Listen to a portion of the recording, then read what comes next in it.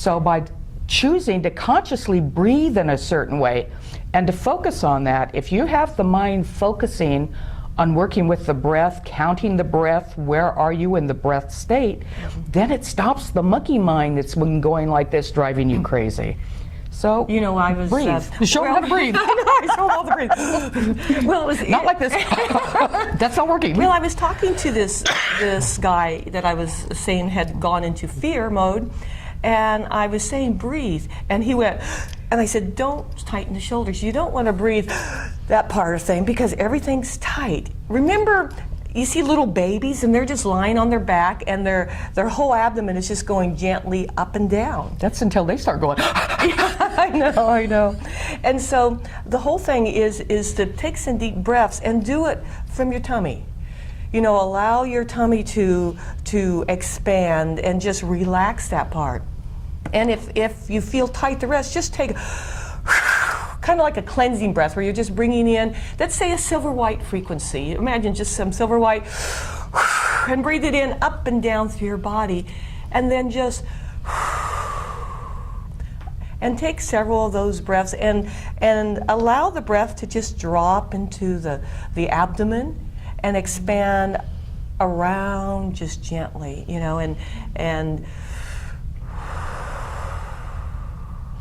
and the whole thing is to focus. Don't just breathe like 12 times or something and say, okay, it's not working. I'm breathing, but it's not working. It's whenever the mind then wants to focus on something else other than the breath. Pictures come in, thoughts come in. It's focusing back on the breath. And sometimes it's not easy because we're trained to multitask, to have the mind flit from person to person to event. But again, then it's going back to the breathing. And can I just concentrate on the inhale, hold a bit, and then exhale. And allow your body to flow with the inhale and flow down with the exhale. And you'll find that then your shoulders start drooping a little bit. Everything starts relaxing. And the whole thing is to just keep focusing. Don't then all of a sudden change your mind to something else at that moment. Allow the breath to focus. Allow yourself to focus on the breath. And then if your mind, you know, all of a sudden now the phone rings, you're running for the car, before you start the car, take a moment of mindfulness and breathe again. So the whole thing is to make it a habit of whenever you're aware in the moment that you're kind of feeling out of it, kind of feeling tense, or just have a moment where you don't feel relaxed, breathe. Because that will give you more oxygen, it will relax the muscles, it will lower, like Sandy said, the base pulse rhythm and get you out of that feeling of fight or flight. And the fight or flight has chemical reactions in your body that can lead to illness. So this is a life-saving breath. It's not just, a way to relax, but a way to save your life on a lot of levels. Now let me take that to the other side. If that doesn't work, your mind is still going and you can't get it to stop. And you'll find that there are periods of time when you have obsessive thoughts and they just won't stop. So what you're going to do is you're going to give your mind a job that's more than focusing on the breathing. You're going to give the mind the job of counting. So you're going to breathe to a count. So where Mel was showing you to go in slowly and hold it and back out slow, you'll add a count to that. And you start with maybe a count of 4, which would be an in-breath of 1, 2, 3, 4. Hold. 1, 2, 3, 4. Exhale. 1, 2, 3, 4. And if you can do it even slower, 1, 2, 3, 4.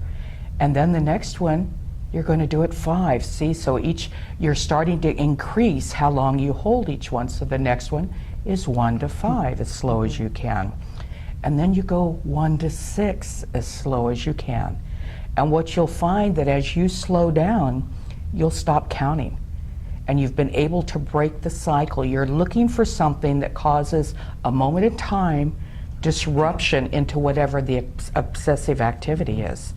So you've given the mind a job, so see, you're not saying right now you have to cut off all the thoughts, because the mind may rebel if that's what's going on with you. So you're saying, okay, we just want you to do this for a little bit, and then you can get back to that later, but do this and work with the slowing down. And you'll see that it stops, and it's almost a moment, you can achieve a moment of timelessness. And when you get to that moment, that's relaxation. That's no stress. That's no activity, no busyness. If you can give your body a complete moment in time that's timeless, that's as good as going to the hospital or the doctor or spa for a couple of weeks and the impact it has on you.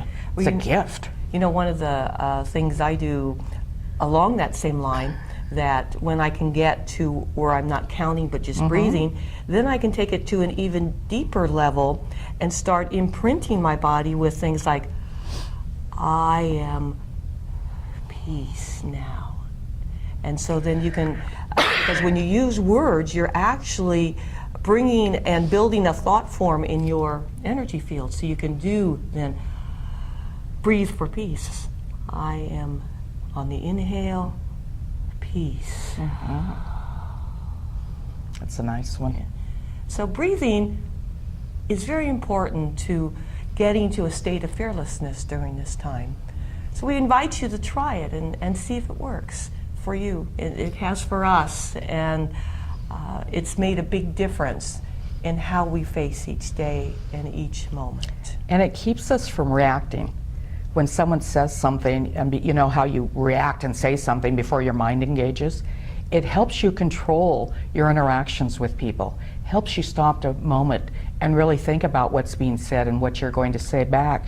And do you want to say that? Is it a nice thing to say? Is it important to say it?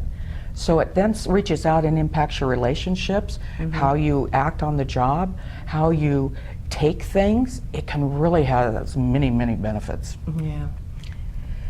You have anything else to say about breathing before we go on to another subject? Well, I think breathing is important, and like you said, you can, in the moment, and how you respond, because that's what we have, an attitude of responsibility. You know, there's an attitude of mastery, that we all have to take responsibility for our response to life. And breathing really will help you respond through the greater you. And so you can become the you you've always wanted to be and are, and bring it out now. Cool. Cool. Let's go on to protection. We're drifting around in a world that's full of violence, full of cruelty, some evil. That's where all this fear is creating all this going on. People are being flooded. People are losing their homes and all the foreclosures. People are losing jobs. It just seems like one economic impact after another, which really creates fear. That becomes, you're going to feel that here in your solar plexus, because that really grabs you. That's your survival. Can I pay my rent? Am I going to have to take my family homeless? Can I feed them? Can I get doctors? Well, is there an emergency room that'll take me with no money? How do I get the help I need? You know, say you're living in a neighborhood because you don't have much money, and there's a lot of, say, drive-by shootings or house break-ins, robberies, muggings, carjackings. How do you deal with the world when it's all around you and you can't live in like this section of town where there's lots of police and people are behaving in a certain way that's really protected, or in a gated community?